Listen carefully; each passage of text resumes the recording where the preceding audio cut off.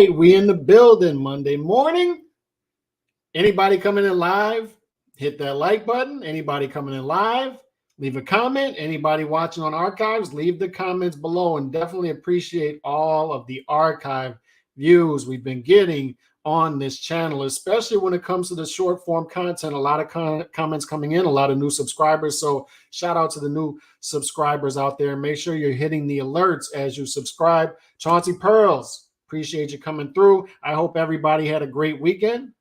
A lot of sports on this weekend. You had World Series. Shout out to, by the way, the Astros. Shout out to the World Series champion Astros. I've been having this cup in that cupboard for a while, waiting to pull it out for when the Astros win the World Series again. So Astros, shout out to them. Shout out to college football, did its thing, and boxing this past weekend. And update your pound for pound rankings because Dmitry Bivol is a problem. Dmitry Bivol by decision is the new Mayweather by decision. Book it. Book it.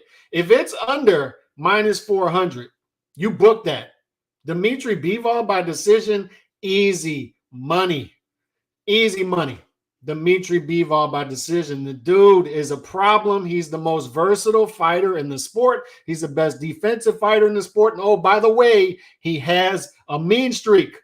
Did you notice when you watched the Canelo fight, the glare that he had at Canelo in between rounds?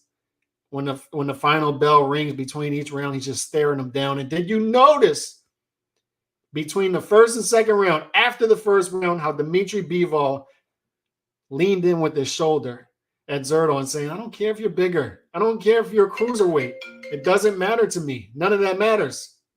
I have a mean streak. You're going to respect me. You're going to respect me. I don't care about the size. He said it after the fight.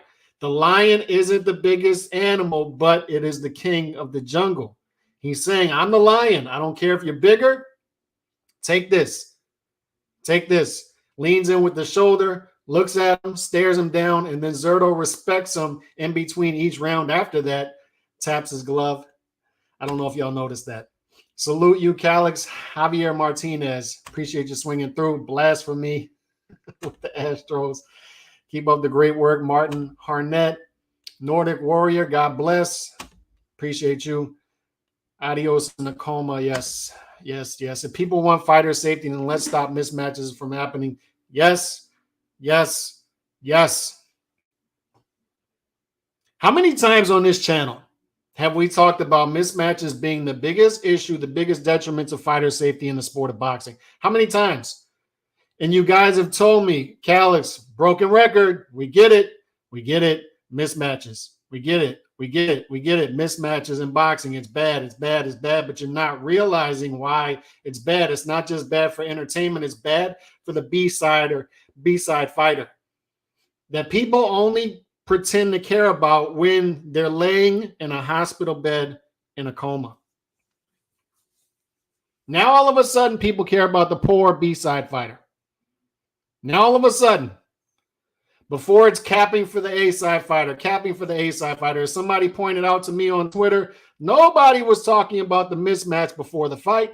Nobody was talking about in the 6th, 7th, 8th round, stop the fight, stop the fight, stop the fight. Nobody was doing it. And now he's laying in a bed in a coma, and now everybody is for fighter safety once again. Now it's the virtue signal, virtue signal, virtue signal, virtue signal, virtue signal. Everybody's washing their hands of it. And I'm going to tell you, and I'm going to roundabout back to it. It's not our fault as boxing fans. And I need people to realize that because we speak as boxing fans, two boxing fans on this channel, how we further our agenda as boxing fans. It's not our fault. Don't let them brainwash you into thinking that it's your fault. It's not. It's not. When we talk about mismatches, I lay out inactivity, mismatches, inactivity, mismatches, inactivity, mismatches. We constantly talk about it on this channel. We pound it home. Inactivity, mismatches, inactivity, mismatches. We constantly have them in boxing. How many times do we get real even odds fights or even close to it? It's gotten so bad that a Dmitry Bivol, who starts out as a 5-1 favorite and it gets down to 3.5 to 1 favorite is seen as an even odds fight when that's not even odds. It's not. It's a good fight. It's a good fight, but it's not an even odds fight. How often do we actually get them? We're brainwashed into thinking, no, Boots and Virgil can't fight at this time because they're at a certain point in their career. We got to build up their resumes until we get to that point where they can finally fight each other. And instead, what you're going to get is 20 to 1 favorite, 20 to 1 favorite, 20 to 1 favorite, 30 to 1 favorite. And nobody's asking, what about the dude that is a huge underdog in this fight? What about him? What about the human bait dog? And they're sanctioning pit bull versus bait dog, pit bull versus bait dog, pit bull versus bait dog. And say, this is what you want. You showed up at the Coliseum to see the gladiators fight it out. No, that's not what I signed up for. I didn't sign up to see the dude handcuffed with a tiger coming at him. That's not what I signed up for. I signed up for sanctioned violence. I signed up for even matches. And if you're going to put on mismatches, at least let's make sure that the human bait dog gets home to his family safely.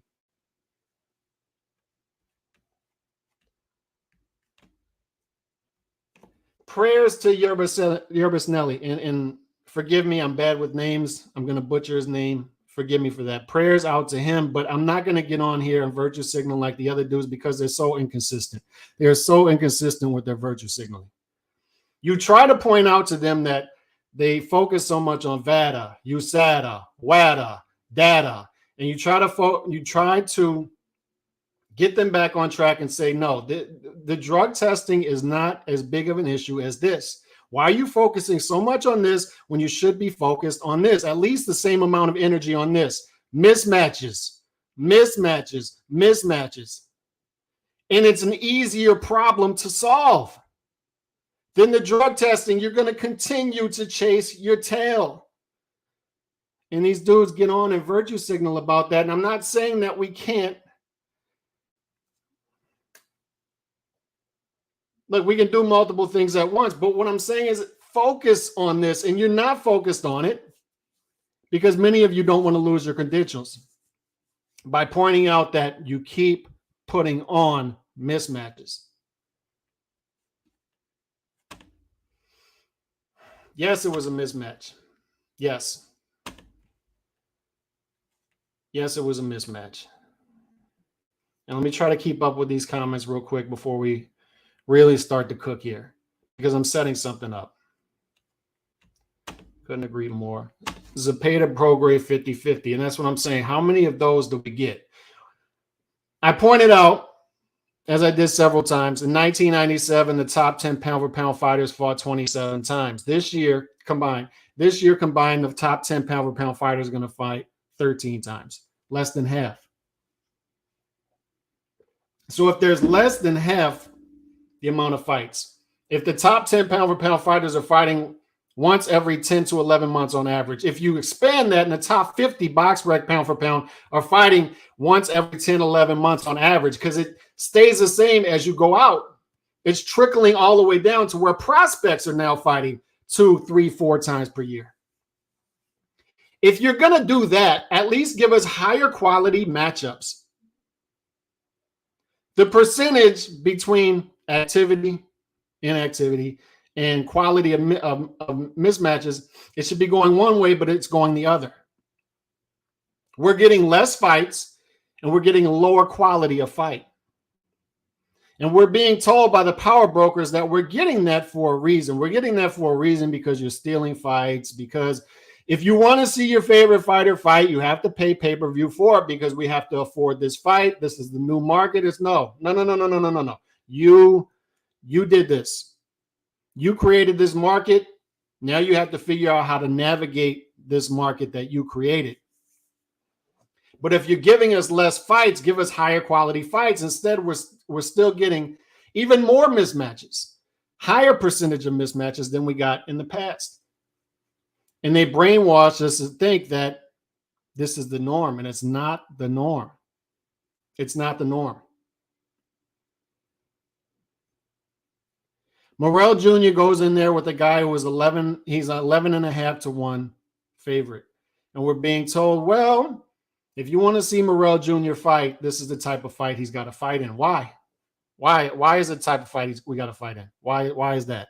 Well, because, we just can't. This is the best fight we can get him at the time because we don't have the money. Why don't we have the money? Why don't we have the money? Is that my fault? Why don't we have the money? Well, we just don't have the money. Okay, we don't have the money, so we are where we are. So you're going to put him in there with Yerba Snelly. Okay, so here's where we are.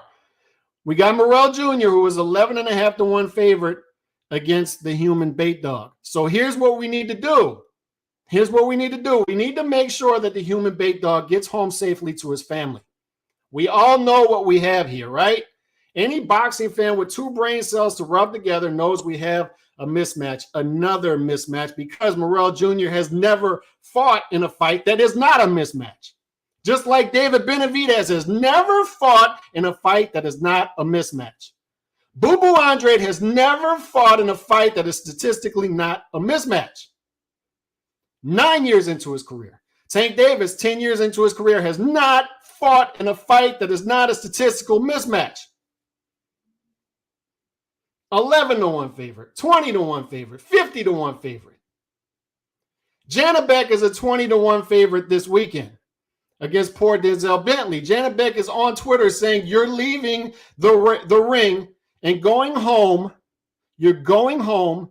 You're not going home. You're going to the hospital in the fight in the ambulance. He told Denzel Bentley that on Twitter. And look, I'm here for the trash talk. But what I'm telling you is you're putting on a mismatch. So you need to make sure that Denzel Bentley does not go to the hospital in an ambulance after the fight, because you're putting on a mismatch. And anybody with 2 brain cells to rub together knows it.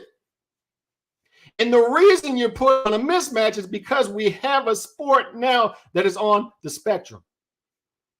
We have a sexy division in the middleweight division where Chris Eubank Jr. wants to fight in a catchweight with a welterweight, where God only knows what Jermell Charlo's out there doing. God only knows what Boo Boo Andrade is out there doing. Triple G goes up to fight to Canelo, trying to get money on his way out. The middleweight division is in shambles. Janabek has nobody to fight. Danny Garcia is apparently going to fight Erislandy Lara at a catchweight of 155. This is what we've got.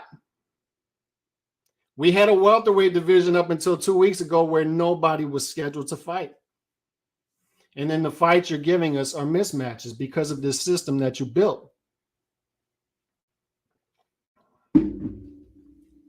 So what I'm saying is, if you have to put on a mismatch in order to keep a fighter busy, at least make sure that the B side, the poorer fighter, who is at a detriment here, who has serious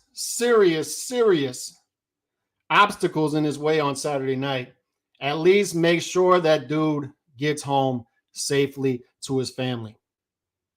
If that's what you're going to do. At least make sure he has a competent trainer with a good relationship with him that can see, hey, we're in the 5th round, 6th round. You have no shot of winning this fight. You're getting beat up. Your chin is way too good for your own good. We're stopping this and we're saving you for another day. This is WWE anyway, fellas. 9 out of 10 fights we get are set up before the fight even happens. Oh, Callis, you can't say that you're a conspiracy theorist. Nobody's taking a dive. I'm not saying people are taking dives. All I'm saying is they're setting up the fight. They're setting up the result of the fight on paper before the fight even happens. The result is in the contract. Anybody with 2 brain cells to rub together knew Morrell Jr. was going to get in there and batter poor Yerba Snelly. Why in the hell do we get to round 6, 7, 8, 9, 10? And this dude's getting his brain beat in literally. And we continue to let it go because the dude is too courageous, has too good of a chin for his own good, gets his brain beats in, and now he's laying in a coma in a Minnesota hospital. And it's because you're putting on mismatches. The more mismatches you put on, the higher percentage you have of B-side fighters getting their brains beat in. This isn't difficult to figure out. And the most frustrating part about this is the power brokers who do this brainwash you into thinking that they don't want to do this. And they even go further. They brainwash you into thinking that maybe you're to blame for this, for showing up to the Coliseum and watching the gladiators fight. Hey, I want the referee to be competent.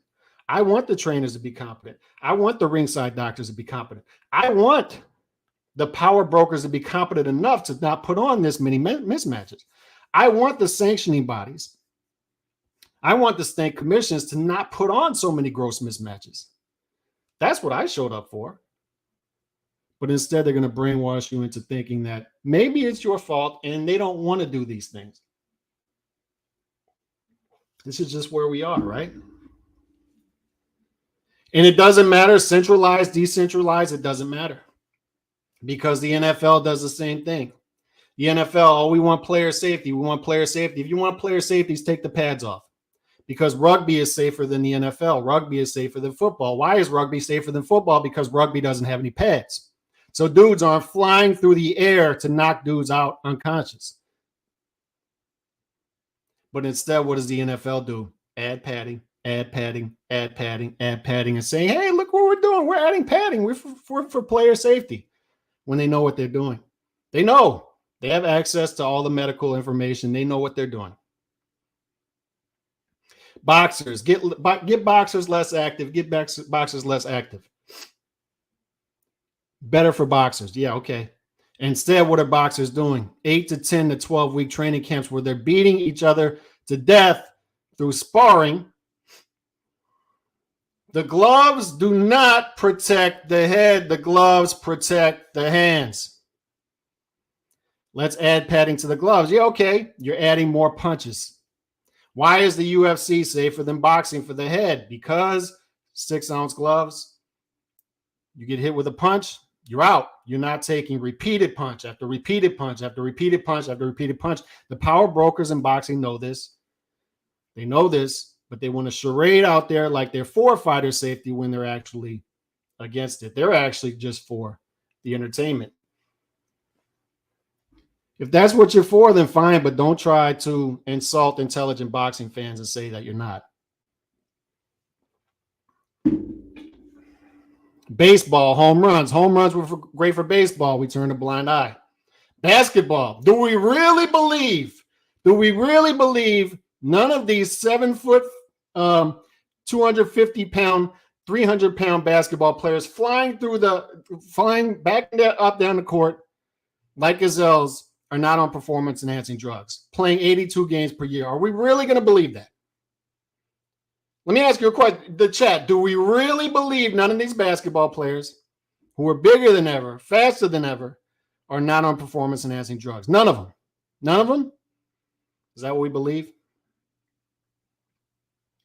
The power brokers in every sport want to go out there and act like they're for player safety, but they're all for this. They're all for whatever is best for them. Follow the money. So don't let them brainwash you into believing that they're for something they're not. All of these people could have done something to stop the dude from laying in the bed in a coma, and they didn't. They didn't. And now they want to act like they did. Lou DiBella's out there. Oh, boxing needs to get better. Oh, boxing. St. Lou, right? Oh, we need to do better at this. We need to do better at that. And St. Lou had no issue wheeling Jermaine Taylor out there to fight Sam Solomon down here in South Mississippi. When Jermaine Taylor is out there brandishing guns, clearly CTE, no issue doing it. No issue doing it. Don't believe these dudes. Don't believe them.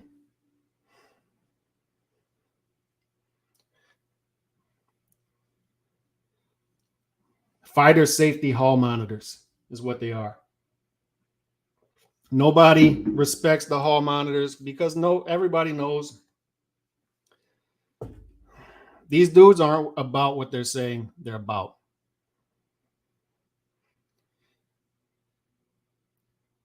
If you want to help fighter safety, if you really want to do it, you stop putting on the mismatches, consistent mismatches.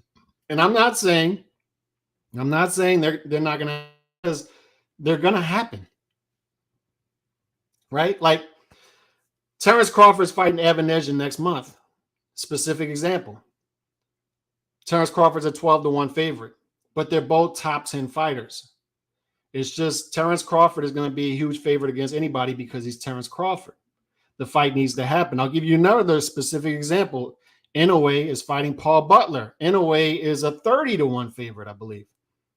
But the fight needs to happen because it's undisputed. It's top 3, 4, 5 guys in the division. It needs to happen. Inoue is just that great that it's that much of a mismatch, but it's an undisputed fight. It needs to happen. Fights like that have to happen. Like mismatches are gonna happen in boxing and in other sports. It's gonna happen. But what I'm saying is you can limit that. There are mismatches that we're putting on. Morrell Jr. versus Yerbus Nelly is one of them that don't need to happen. David Benavidez versus David Lemieux, 20-1 favorite, didn't have to happen. Did not have to happen. But Calix, we need to keep these fighters busy. We'll keep them busy then. But what you're doing is you're fighting them once or twice per year and putting on mismatches, and you're calling that busy now. It's not busy. If you're going to give me less fights, give me higher quality fights consistently, and you're not doing it. You're not doing it.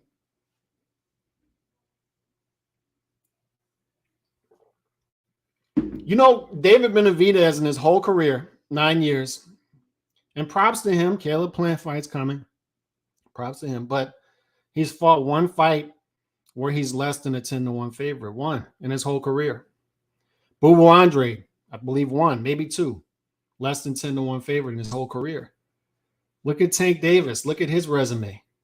Look at the guys. He was 20-1 favorite, 30-1 favorite, 40-1 favorite.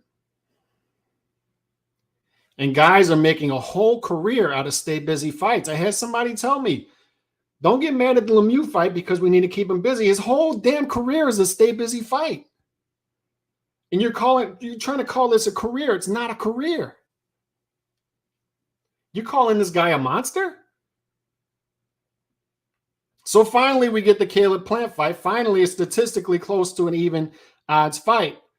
So I praise it. I get on Twitter, say, oh, props to both fighters. Props to Caleb Plant. He's fighting number 1 and number 2 in the division in his past 3 fights. Props to him. And then people point out, you shouldn't praise fish for swimming. This is what they're supposed to do. And look, I agree. On the surface, I agree. But what I'm saying is we've gotten to the point where the fish forgot how to swim. I did the video 2013, I believe, where I videoed my fish tank and said, this is boxing now. This is artificial waters, artificial environment for the fish.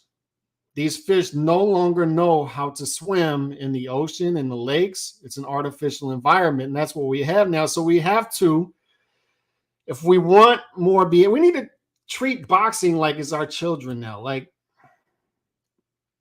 we reward the behavior we want to see.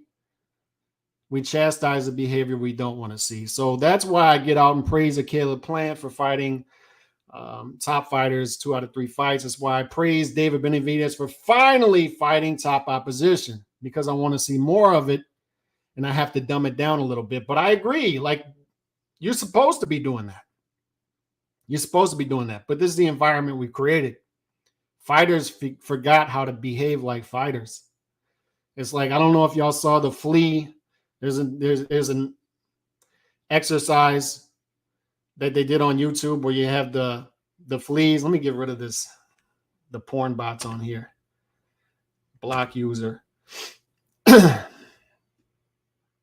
Hopefully somebody got to that before, but that exercise they did on YouTube where you put fleas in a jar and you leave the jar open for a couple minutes and you have fleas flying out of the jar because they can jump high enough to get out the jar, and then you close the jar and you keep the jar closed for 3 days. And then after 3 days, you open the jar back up, and what happens? The fleas do not jump out. None of them jump out of the jar. Why aren't the fleas jumping out of the jar? Because the people putting on the experiment had everything that the fleas needed inside the jar.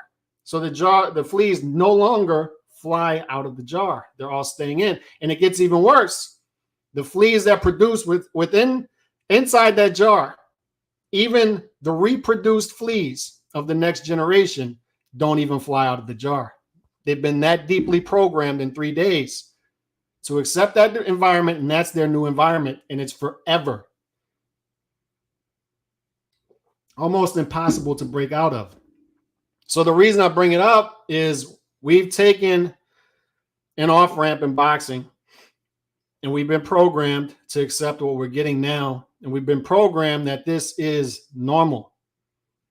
This is the sport that we've come to love. This is actually the golden era of boxing. Fighters are greater than ever.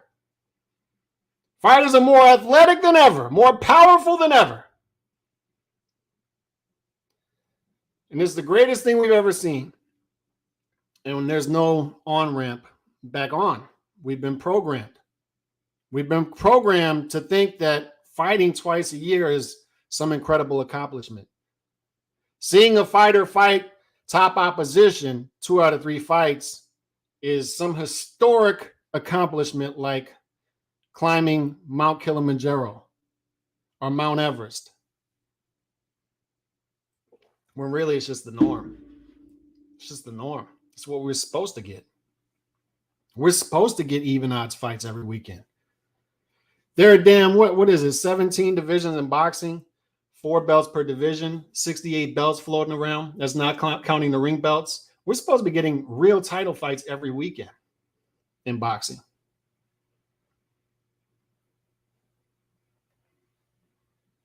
We're supposed to be getting even odds fights. And when we get mismatches, it should be like the real stay busy fights.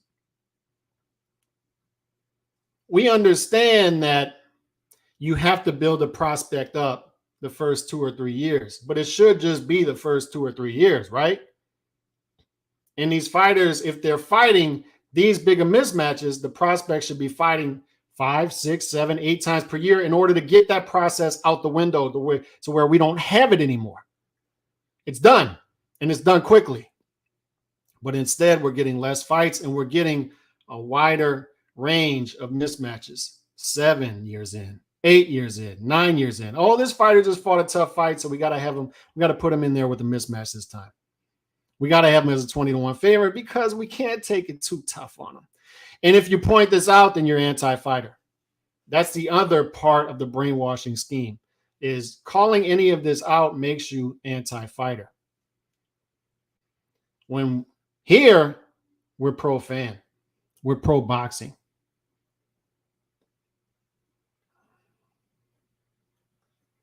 The activity versus mismatch ratio is off. It's way off. Less fights, more mismatches. Less fights, more mismatches. I was on Caesar's app earlier. Mismatch, mismatch, mismatch, mismatch, mismatch. And I'm saying to myself, can we trust the same people who are consistently putting on these mismatches to safeguard the B side from getting his brains beat in once the fight happens? And Saturday night, once again, proved that we can't. You can't trust the people who are responsible for the problems to fix the problems. You can't. You can't. As Steve Kim pointed out on Twitter a million times, and in his article a million times, you can't fix boxing. You can't fix it. You can't. As I pointed out on this channel many times before, and as I knew 15 years ago, as I started to read Time and Soul, is there are no solutions anywhere. There are only trade-offs. Specific example, when it comes to boxing. Fighters, same day weigh-ins, they're falling out on the night of the fights. We fixed that problem. The solution is before day weigh-ins. Now what do we have? Fighters rehydrating, fighters draining themselves all the way down. It's not safe for their bodies. It actually gets us less fights because fighters are draining themselves all the way down, and in order to do so, they have to have longer training camps. Right? If we had same day weigh-ins, we'd likely get more fights because we'd likely have fighters, not likely, we would have fighters fighting closer to their natural weights, like a Dmitry Bivol, who fights close to his natural weight.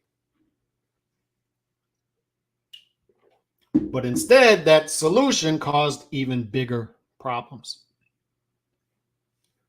So when you focus so much on drug testing, a problem that will never be solved because one, the mad scientists are always ahead of the drug testing. That's number one. And number two, the people with access to the positive drug tests sweep them under the rug unless some journalist or unless somebody who has access to the positive drug test wants it out and gets it out, and then people find out about it. Otherwise, you got what we've got likely going on in the NBA, where you have fighters on performance enhancing or basketball players on performance enhancing drug, but you'll never hear about it. Never hear about it because the NBA will sweep it under the rug for monetary purposes. Just like they swept under the rug the issues with their officiating with Donaghy. They tried to get you to believe, and they successfully got you to believe that Donaghy was a rogue referee, a rogue official, when we all know it was widespread in the NBA, games being rigged.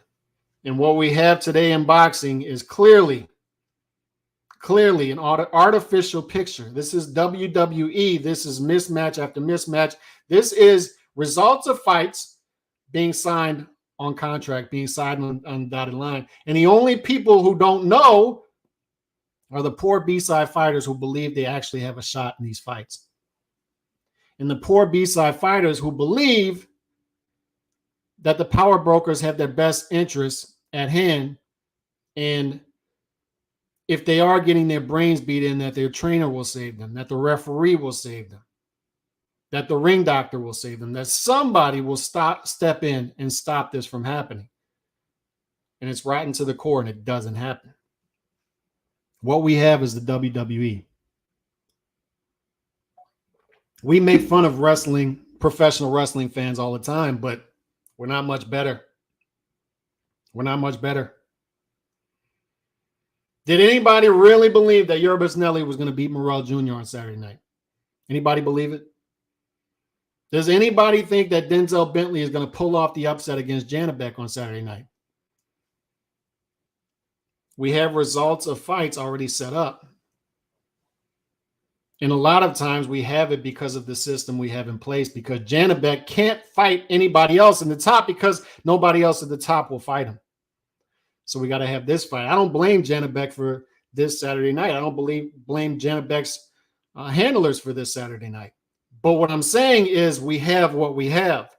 So we need to make sure that Denzel Bentley, who has been told by Janibek on Twitter that you're going to the hospital in an ambulance after the fight, we need to make sure that that does not happen.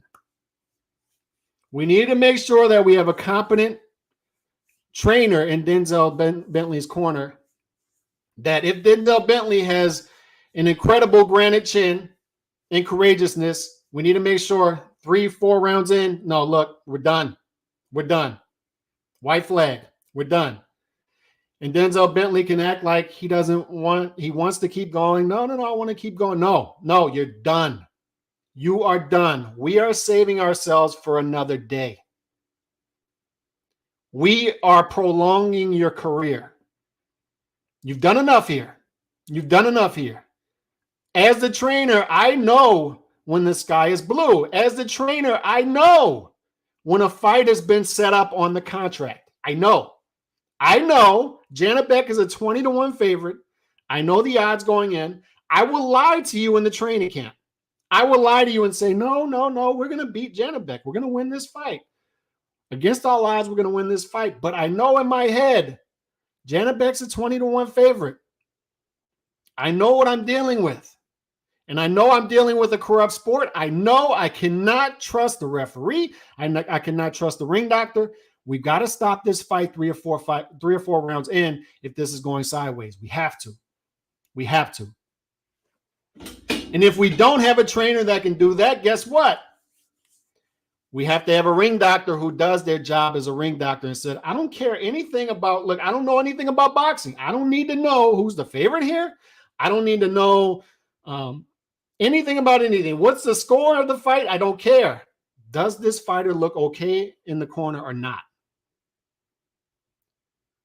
Their head looks like they're swelling. It looks like there's a broken face going on. It looks like he's swallowing a lot of blood. We should stop this fight. And if both of those fail, then the referee who does know boxing has to say, you know what? This guy's down 8-0. This guy's got a hell of a chin. I understand he's throwing back in spots, but look, come on. Done. It's over. It's over. But instead, none of this is being done. None of it. None of it's being done. I'm not going to get on here and virtue signal because I know none of this is my fault. None of it. I pray for Yerba Snelly. Hope he gets out of this. Hope he gets back safe to his family. But what I'm saying is, it's not your fault as a boxing fan. All of these things failed. We've been begging. I'll speak for myself on this channel, on the old channel. 12 years I've been here off and on, mostly off and on, but off and on, 2 different channels, and been begging for even odds fights. This is another issue in boxing that people don't realize. Every other sport, I get the emails every week that I pay for from the football betting odds guys who have the podcasts and who can give me all the information I need about statistics, trends, where they see value, where they don't see value, the fights that they think you should, the games they think you should bet compared to the ones they think you should stay away from. Basketball, the same thing. NBA, college basketball, NFL, college football, baseball, college baseball, UFC has them. We do not have a well-known journalist, well-known channel, big websites in boxing who can properly tell you when a mismatch is a mismatch, can properly break down betting odds. They can't even tell you what a minus and a plus is. They can't even educate the public onto what a minus is, what a plus is, why over and unders are set where they are, et cetera, et cetera, et cetera. We don't have that in boxing. We don't have a big podcast. We don't have a big website. We have smaller ones, and I can point you in the direction to them, but they're not getting the traction that they deserve. And then the bigger podcasts, the bigger websites who talk about betting and about betting odds, they don't know what they're talking about, and it's frustrating to see. So people can't even properly see where the mismatches are and where they're not. They can't even see that, yeah, Tank Davis may only be a 7 to 8 to 1 favorite in this fight, but it's actually artificially placed that way. He should actually be a 15 to 1, but they're placing the odds that way because they want more two-way betting. They can't verbalize this stuff because they just don't know, and they can't properly educate the public. So the public doesn't even know where the mismatches are, how many mismatches we're getting as compared to how many fights we're getting. They just don't know. This is the issue we have in boxing amongst the millions of other issues we have. So it always,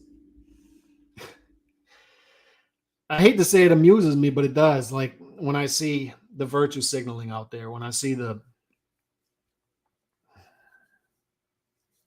oh my God, we need to do better with drug testing. It's like, really? That's what you want to focus on when you got a million mismatches in the sport and you got B-side fighters just being run to the hospital left and right because they're getting beat up on. And you're focused on the drug testing 10 to 1 over the mismatches. And you're afraid to call out the mismatches because you're afraid to lose your credentials as a journalist. I know that's what it is. I know that's what it is. I know you're not that stupid. You got human beings needlessly being treated as bait dogs, so the pit bulls can get a quick run in.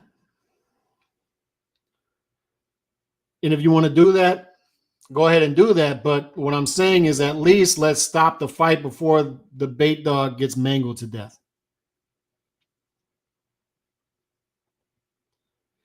And let's please get less of pit bull versus bait dog. Let's get more pit bull versus pit bull, or bait dog versus bait dog. I've asked this question on this channel. Why does the prospect need to be in a fight for experience where the fight is so much of a mismatch they can't even post the odds? I talked about it a month and a half ago when we had these top ranked prospects just running through dudes. And I'm like, maybe they could have just maybe put them in there a little harder. Maybe so. But no, we got to get them experience. Okay, fine. So here's what we do. Let's come to this agreement. Let's 2 to 3 years of that type of experience as much as possible. Okay, for 2 or 3 years, let's get it out of our system. And then after year 3, let's try to ramp it up. Let's try to wrap that up. Every once in a while, you'll need an NOA versus Paul Butler, 30-1, but the fight needs to happen. Terrence Crawford, 12-1 over Evanesian, but top 10 fighters. Let's get it done. You'll have some even odds fights, but not the ones that we're getting at the high level. David Benavidez, his whole career up to this point has been mismatch after mismatch after mismatch. Tank Davis, Bubu Andre. I can point out many fighters. Mismatch after Jaime Munguia, mismatch after mismatch after mismatch. How about we figure out a system and work together to where, for the betterment of the sport and fighter safety that you care about so much, that you virtual signal about all the time, how about we focus on the mismatches? How about we get some competent odds makers to work with the sanctioning bodies and with the state commissions in order to get us more even odds fights? I don't know. But instead, what you'll get is uninformed journalists who don't know a mismatch from an even odds fight. They'll come out here and they'll get out there and act like they're about to cry when a fighter goes to the hospital, and they'll not even realize why it's happening. And by extension, they're not going to be able to properly verbalize it to the people who watch their content, why it's happening. It's the mismatches, dummy. The more of them you get, the more you condition the consumer to think it's okay, the more they'll think it's okay, and the more they'll do it. And they could care less about the dude laying in the hospital in a coma, other than it gets them bad publicity.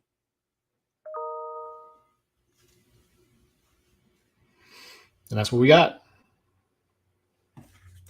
That's what we got. We can't expect the dudes who put on these fights, Pitbull versus Bait Dog, to properly sanction the fight when it happens.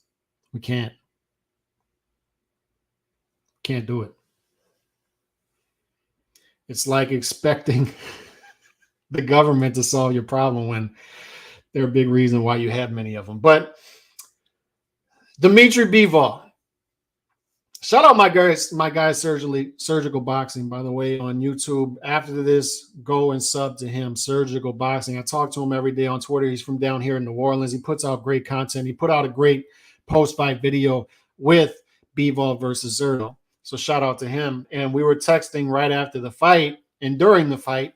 And one of the things he brought up is many of the things I brought up as well in the past about Bivol and his versatility. And I think he's the most versatile fighter in the sport of boxing. And you can tell that before the fight, he's top 10 in 11 different CompuBox categories. Versatility. It's all set up with the foundational jab.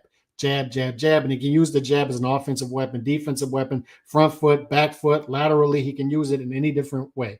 He can use it to be more aggressive. He can use it to slow down the fight. He can use it as an up jab. He can use it off the high guard. Versatile fighter. He can be aggressive. He can be defensive minded. Versatile fighter. Arguably the most versatile fighter in the sport, and statistically the best defensive fighter in the sport. But what was lost, and what he pointed out through text, is he did the same thing with Canelo. He realized that these are very different fighters on the back foot than they are on the front foot. So we back them up early, get them off balance, and that's when we get aggressive.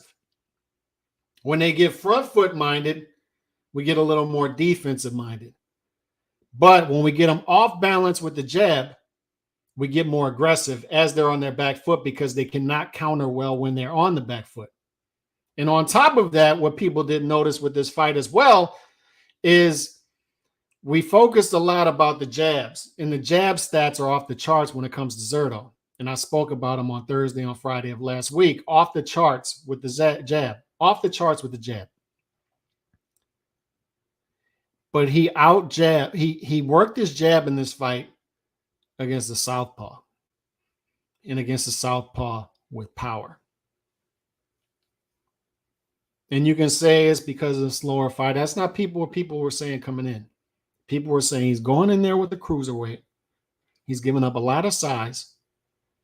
He's going in there with the southpaw. The jab might not work as well against the southpaw, but it did. It did. He won the front foot battle when he wanted to win the front foot battle. When he wanted to get that front foot on the outside and work his right hand, he won the front foot battle. When he wanted to go on the inside and work his jab, he did that. He did whatever he wanted to do. And now we've got a fighter who is fighter of the year, in my opinion, edging out Bam Rodriguez for fighter of the year. In my opinion, and I think it's over. I think he's the fighter of the year right now. Right now. Nobody can beat him up. He beats Canelo. He beats Zurdo in the same calendar year.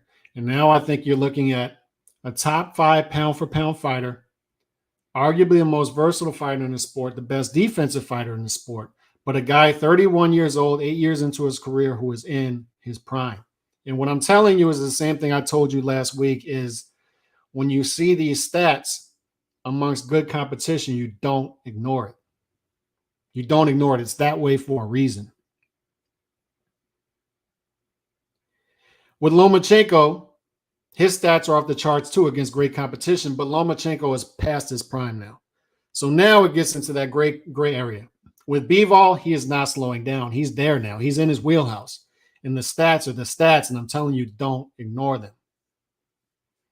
They prove versatility. They prove defensive fighter. And oh, by the way, the offensive, the eye test tells us he's also a great offensive fighter. And there's no disturbance between his offense and defense. It all meshes well together. And he knows how to dictate the pace of a fight and dictate the real estate for whatever he wants, whenever he wants. And I'm telling you, anybody out there in and around 175, good luck dealing with this dude. Good luck. And to the people who think this guy's going to get upset in the near future, good luck, because Beterbiev, he's up there in age. He's injury prone. I understand Beterbiev is Beterbiev, but I'm just telling you, good luck. And to the people who think that Canelo can make adjustments and beat Bivol, good luck. I love Canelo. Great fighter, all-time great fighter. Was legitimately the top pound-for-pound fighter when Bivol fought him. And people tried to gloss over that as if, no, that was just a good win. He should have beaten Canelo. No. We're not going to gloss over that. We're not going to skim over it. No, we're not. Canelo was a great fighter. Is a great fighter. Special fighter. And Bivol beat him. And Bivol arguably didn't lose a round this year. Canelo won a couple rounds on the scorecards, but I didn't think Zurdo won a round. That's just me. I didn't think he won a round.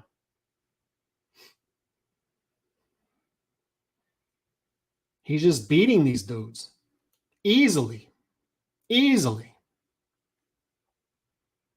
And don't fall into the Zurdo had a bad game plan trap. Zurdo's game plan was taken away from him immediately. And that's when you're in there with far superior fighters.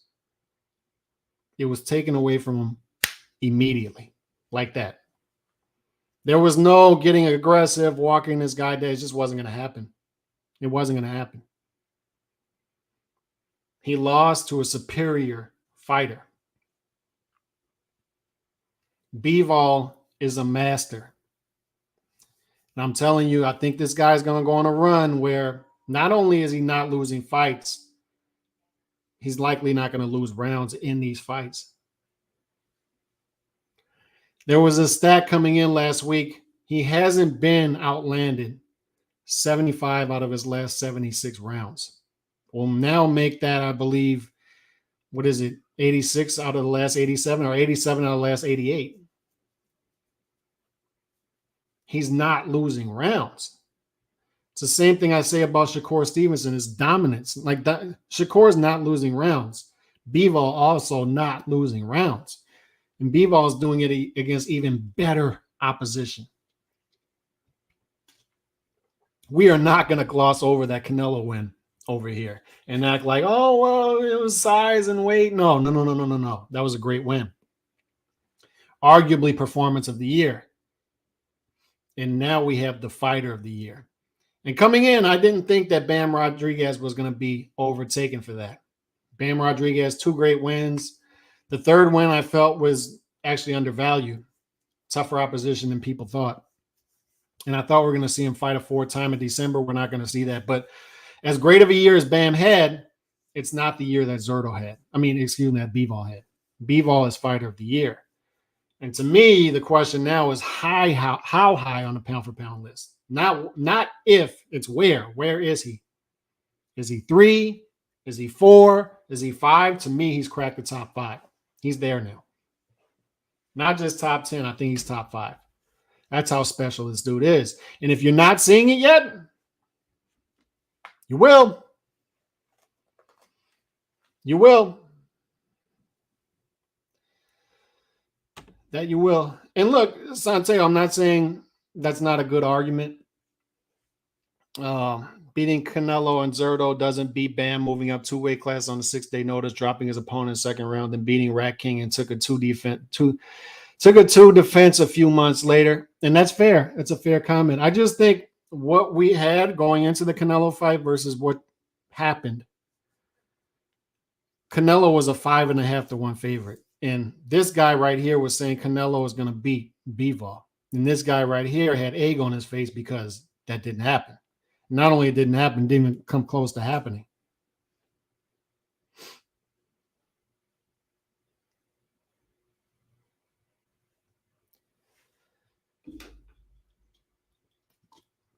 That Canelo win was great. It was a great win. And people are going to realize how great of a win it was when you're seeing what you're seeing now. Caleb Plant absolutely destroys Durrell. And Caleb Plant's going to do better against Benavidez than people think. And people are going to realize that Canelo knocking out Caleb Plant is a much better win than people thought. Canelo running through 168 the way he did was much better achievement than people thought. People are trying to revise history now. They're trying to say, oh, Canelo, he did, and then Canelo, he wanted to fight Euro bums instead of fighting Charlo. Look, Charlo was the easier fight. Charlo, God, I almost wish Canelo would have took that deal because Canelo would have ran through that deal. Other than Benavidez fights stylistically is a good fight, but Charlo and Errol Spence at 164 is like, goodness gracious. Canelo would have ran through those dudes. But as time goes on, that win against Canelo is going to age better and better and better and better because Canelo will continue to be Canelo, at least for the short time when he comes back. I understand Canelo's on the other side of it. He's been a pro, 17 years, something like that. But you're not going to gloss over that Canelo win. That was a great win. And you're not going to gloss over the Zurdo win either because now people are trying to do, oh, Zurdo was just slow. He was just slow. Zurdo fought a bad game plan. No, Zurdo lost to a master is what happened. Zurdo's still a good fighter. Zurdo's a really good fighter. Zurdo was a legit top 3 guy in the division, and Bivol beat him. And Bivol beat him with ease. It's a great win. It's a great year. It's a great year. And to the people thinking that 2023 is going to be any different, good luck. Good luck, because we're dealing with a dude here who is special. He's a special fighter. Top 5 talent. Right along Canelo as a top 5 talent now. Right now. I'm not saying he has a greater resume than Canelo. No, Canelo has put together a great resume over his career. All-time great resume. But Bivol right now in 2022, good luck to you. Good luck dealing with that guy. And I think right now we're in the beginning stages of a long run for Bivol where he's just going to mow down or easily beat good competition, become undisputed, and he's going to be dominant. He is the new Mayweather by decision. Bivol by decision is the new Mayweather by decision. I'm telling you. It's the new expect him to win rounds like Klitschko, like Mayweather. You didn't expect him to lose rounds, and now you don't expect Bivol to lose a round. You just don't. I felt like people were giving Zurdo sympathy rounds, comparative rounds. He was not winning those rounds. And Bivol was dictating the pace of the fight with the jab. When he wanted to get aggressive, he got aggressive. He was way too fast for Zurdo. Fast fighter when he needs to be fast. Physical when he needs to be physical. He has a mean streak. As I said, when I saw after round one, when the bell rang after round one, and Zurdo purposely goes out of his way to bump into Zurdo and then stares him down, I said, he's got a mean streak. I tweeted it. It reminded me of the Canelo fight when after each round, he just stares at Canelo. So he's got a mean streak, and he shows that when he gets aggressive in the fight. When his opponent goes back, he starts to get aggressive. And then notice after, between round one and round two, Zurdo is tapping gloves with him in between each round. I just want you to notice that. This guy's got a mean streak. He has layers to his game, versatility. It's nasty. It's nasty. Good luck beating that guy. On that note, man, see y'all tomorrow. God bless everybody. Peace.